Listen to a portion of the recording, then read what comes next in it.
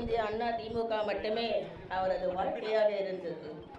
ஆகவே அம்மா அவர்கள் மறைந்த பிறகு இன்றைக்குள்ள அனைத்து இந்திய அண்ணா திமுக பல அணிகளாக பிளவுபட்டு சிதறி கிடக்கின்றது.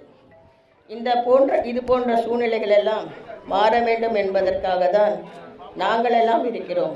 அப்பொழுது நான் கேட்கிறேன், நாங்கள் எல்லாம் எதற்காக இருக்கிறோம் என்று நீங்களே சொல்லுங்கள். ஆகவே என்னுடைய லட்சியம் என்ன, அம்மாவின் லட்சிய கனவு நிச்சயமாக நிறைவேற்றப்படும்.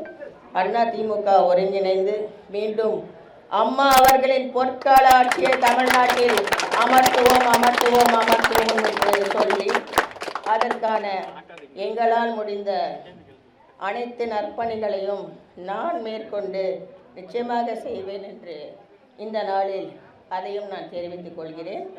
நன்றி, வணக்கம். தேர்தலில் அதிமுகவும் டிஎம்கேவும் பலமா நிற்க போறாங்க. ஆனா அதிமுக பிறகு நிலைமை வந்து எல்லாரும் பிரிஞ்சு இருக்காங்க. வரும் தேர்தலில் அது வந்து திமுகவுக்கு சாதகமா அமையாதா? வரும் தேர்தல் எப்படி இருக்குன்னு நினைக்கிறீங்க? என்ன தமிழ்நாட்டின் இரண்டு மாபெரும் கட்சிகள் வந்து என்றைக்குமே திராவிட கட்சிகள் மட்டுமே ஆகும். அதிமுகவும் திமுகவும் தான்.